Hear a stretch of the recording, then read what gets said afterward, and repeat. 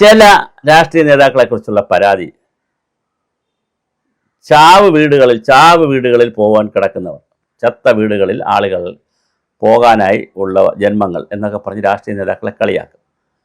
പക്ഷെ ഒരു കാര്യം നമ്മൾ മനസ്സിലാക്കുക, ജനാധിപത്യത്തിൽ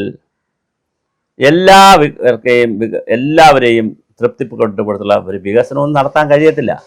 ഇപ്പോൾ റോഡ് പണിയുന്നു, റോഡുമായി ബന്ധപ്പെട്ട് നിൽക്കുന്നവർക്ക് അതിൻ്റെ ഗുണം വരും. ഒരു പാലം പണിയുന്നു, പാലമായി ബന്ധപ്പെട്ട് നിൽക്കുന്നവർക്ക് വരും. ഒരു കെട്ടിടം വന്നു, കെട്ടിടവുമായി ബന്ധപ്പെട്ട്, അങ്ങനെ ഒരു ഫ്രാഗ്മെൻറ്റഡ് ആയിട്ടുള്ള വികസനം നമുക്ക് ചെയ്യാൻ പറ്റും. സമ്പൂർണ്ണമായി എല്ലാവരെയും തൃപ്തിപ്പെടുത്തിക്കൊണ്ടുള്ള വികസനം ചെയ്യാൻ പറ്റില്ല.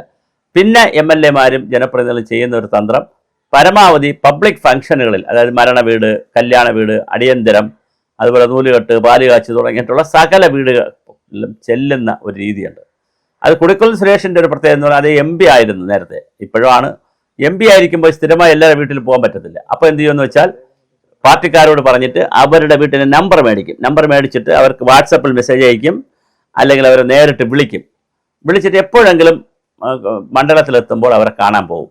ഇങ്ങനെ കുടിക്കുളം സുരേഷ് ഭയങ്കരമായി കല്യാണ വീട്, മരണ വീടൊക്കെ ഒഴിവാക്കാതെ പോകുന്ന ആളാണ്. അങ്ങനെ ഓരോരുത്തരും, തിരുവഞ്ചൂർ രാധാകൃഷ്ണൻ, പല നേതാക്കളും ഇങ്ങനെ തന്നെയാണ്. ഇതിൽപ്പെടുന്ന വളരെ പ്രധാനപ്പെട്ട ഒരു നേതാവാണ് ജ്യോതികുമാർ ചാമക്കാല. അദ്ദേഹം കഴിഞ്ഞ 5 വർഷത്തിന് മുമ്പ് തോറ്റു, പത്തനാപുരത്ത് നിന്ന് തോറ്റു. നായർ കമ്മ്യൂണിറ്റിയാണ്, നായർ കമ്മ്യൂണിറ്റിയുടെ വോട്ട് നന്നായി പിടിക്കാൻ കഴിയുന്ന ആളാണ്. തോറ്റതിൻ്റെ പിറ്റേ ദിവസം, ഒരു ദിവസം പോലും താമസിക്കാതെ പിറ്റേ ദിവസം തന്നെ പത്തനാപുരത്തൊരു വീട് വാടകയ്ക്കെടുത്ത് അവിടെയൊക്കെ താമസമായി. എന്നിട്ട് കഴിഞ്ഞ 5 വർഷക്കാലം കൊണ്ട് പത്തനാപുരം മണ്ഡലത്തിൻ്റെ മിക്കവാറും വീടുകളിലൊക്കെ അദ്ദേഹം പോയിട്ടുണ്ട്. ഒന്നുകിൽ മരണത്തിന് പോയിട്ടുണ്ട് ആരുടെയെങ്കിലും, അല്ലെങ്കിൽ കുഞ്ഞ് ജനിക്കുന്നതിന് പോയിട്ടുണ്ട്, അല്ലെങ്കിൽ വിവാഹത്തിന് പോയിട്ടുണ്ട്, എന്തെങ്കിലും ഒരു ഫംഗ്ഷൻ, അതുപോലെ ഉത്സവങ്ങൾക്ക് പോയിട്ടുണ്ട്, സമരങ്ങൾക്ക് പോയിട്ടുണ്ട്. എന്തെങ്കിലും ഒരു പബ്ലിക് 10 ആൾ കൂടുന്ന സമരമോ അല്ലെങ്കിൽ ഒരു വിഷയമോ സമരമോ ഏതെങ്കിലും വീടുകളിൽ പോകേണ്ട അവസ്ഥയോ ഒക്കെ വന്നാൽ അത് കൃത്യമായി ജ്യോതികുമാർ ചാമക്കാല പോകുന്നു. അതുകൊണ്ടാണ് കഴിഞ്ഞ ദിവസം അതിവൈകാരികമായി അദ്ദേഹം പ്രസംഗിക്കുകയും ചെയ്തു. ഞാൻ 5 വർഷം കൊണ്ട് എല്ലാ വീടാന്തരം കയറിയിറങ്ങാണ്, നിങ്ങൾ എന്നെ രക്ഷിക്കണം. ഇതൊക്കെ തന്നെയാണ് സുരേഷ് ഗോപിയൊക്കെ എടുത്ത ഒരു സ്ട്രാറ്റജി. എന്തായാലും ജ്യോതികുമാർ ചാമക്കാല അവിടെ മത്സരിക്കുന്നു.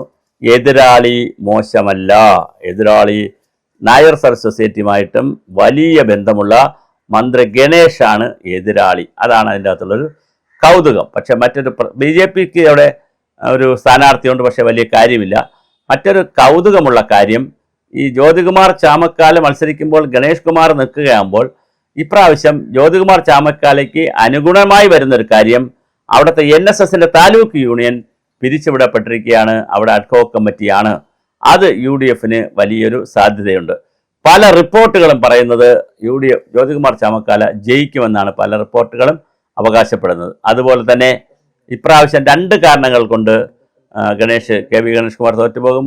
ഒന്ന്, അവസാന നാളുകളിൽ കാണിച്ച അദ്ദേഹത്തിൻ്റെ ഫാമിലിയുമായി ബന്ധപ്പെടുത്തിയിട്ടുള്ള വിഷയത്തിൽ ഉള്ള ഒരു പ്രശ്നത്തിൽ സ്ത്രീകളുടെ വോട്ട് കിട്ടാതിരിക്കാനുള്ള ഒരു സാധ്യത അവിടെ കാണുന്നു. അതുപോലെ തന്നെ മുഖ്യമന്ത്രി അദ്ദേഹത്തെ സംരക്ഷിതമായി ബന്ധപ്പെടുത്തിയിട്ടുള്ള ചില വർത്തമാനങ്ങൾ അവിടെ വരുന്നു. അപ്പോൾ അദ്ദേഹത്തിനെ പരസ്യമായി പറയുന്നു, എനിക്ക് ഇത്രയും 5000 പ്രണയമുണ്ട്, 10000 പ്രണയമുണ്ടെന്നൊക്കെ പറയുമ്പോൾ അത് കേട്ടുകൊണ്ടിരിക്കുന്ന ഒരു സമൂഹം, ഒരു എത്തിക്സ് ഉള്ള സമൂഹം എങ്ങനെ അത് എടുക്കും എന്നറിയില്ല. എന്തായാലും അദ്ദേഹം ഈ വളരെ പ്രമുഖമായിട്ടുള്ള ഒരു മുന്നേറ്റം ആ മണ്ഡലത്തിൽ കാഴ്ചവെച്ചിട്ടുണ്ട്. നിരവധി വർഷങ്ങളായിട്ട് അവിടെ ജയിക്കുന്നു. പത്തനാപുരം = ഗണേഷ് തന്നെയാണ്. പക്ഷേ അതിന് ഇടിവ് വന്നിട്ടുണ്ട്. ഇപ്രാവശ്യം ജ്യോതികുമാർ ചാമക്കാല ബഹുദൂരം മുന്നിലാണ്. അത് നിശബ്ദമായിട്ടാണ് ചെയ്തിരിക്കുന്നത്.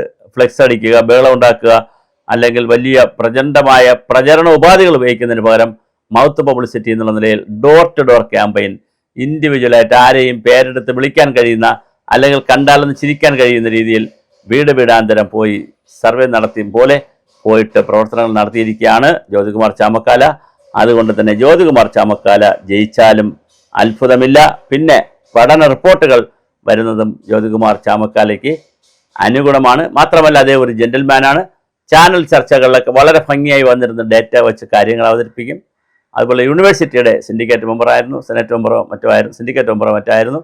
വളരെ നല്ലൊരു നേതാവാണ്. അപ്പോൾ എന്തായാലും ജ്യോതികുമാർ ചാമക്കാല പത്തനാപുരത്ത് എന്ത് സംഭവിക്കുമെന്ന് നമുക്ക് കാത്തിരുന്ന് കാണാം. കാരണം കഴിഞ്ഞ തെരഞ്ഞെടുപ്പിൽ, ഈ അസംബ്ലി തെരഞ്ഞെടുപ്പിനല്ല, പാർലമെൻറ്റ് തെരഞ്ഞെടുപ്പിലും അതുപോലെ തന്നെ പഞ്ചായത്ത് തെരഞ്ഞെടുപ്പിലുമൊക്കെ വലിയ ഭൂരിപക്ഷവും വോട്ടുമൊക്കെയാണ് UDF പിടിച്ചിട്ടുള്ളത്. അതുകൊണ്ട് തന്നെ ജ്യോതികുമാർ ചാമക്കാല വിജയിക്കാനുള്ള സാധ്യത വളരെ കൂടുതലാണ്. NSSന്റെ ഈ ബാക്കിലോട്ടടിക്കലും സ്ത്രീകളുടെ പിന്നോട്ടടിയും എല്ലാം കൂടി കണക്കാക്കുമ്പോൾ ജ്യോതികുമാർ ചാമക്കാല ഇപ്രാവശ്യം ജയിച്ച് കയറുമെന്നാണ് ഫീൽഡിൽ നിന്നുള്ള റിപ്പോർട്ടുകൾ സൂചിപ്പിക്കുന്നത്.